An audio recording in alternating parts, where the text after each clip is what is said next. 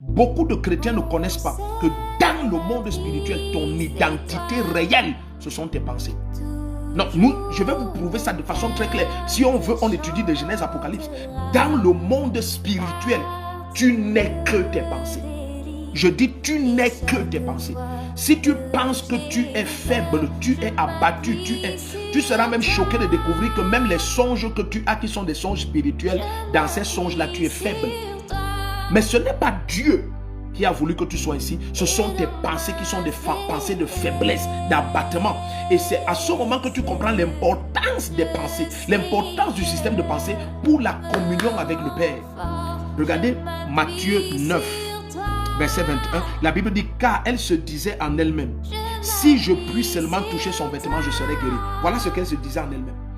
Donc les autres en eux-mêmes se disaient autre chose. Ils se disaient, comment ce Jésus passe, il ne voit pas mes problèmes. C'est ce que certaines personnes se disent toujours. Comment il passe, il ne voit pas mes problèmes. Avec toute la souffrance que j'ai, est-ce que Dieu ne me voit pas? Bien aimé, c'est au niveau des pensées que ça se passe. C'est au niveau des pensées. Même lorsque nous prions, suivez bien ce que je vous dis.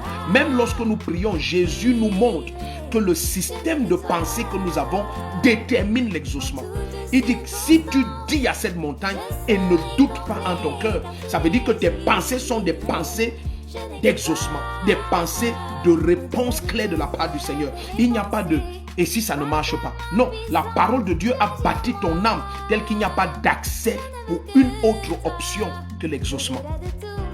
Parce que tu sais que le Père prend plaisir à t'écouter. Tu sais que parce que le Père t'aime, il ne peut rien te refuser. Tu sais que le Père désire que par-dessus tout, tu prospères à tous égards comme prospère l'état de ton âme. Tu sais que c'est le bon plaisir du Père d'exaucer et glorifier son nom dans ta vie. Tu sais que s'il t'écoute, tu as quoi que ce soit que tu demandes. Tu sais que tout ce que le Seigneur désire, c'est la prospérité d'Israël. Tu le sais. Donc, tu vois, c'est clairement établi en toi tel que lorsque tu pries, il n'y a plus d'accès dans ta pensée à l'option d'échec.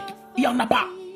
Donc, ça te montre que ce soit la prière ou n'importe quel domaine de ta vie, en termes d'échec et de succès, en termes de guérison de maladie, en termes de liberté et de possession, en termes de chaîne et de gloire, tout commence et s'initie au niveau de nos pensées.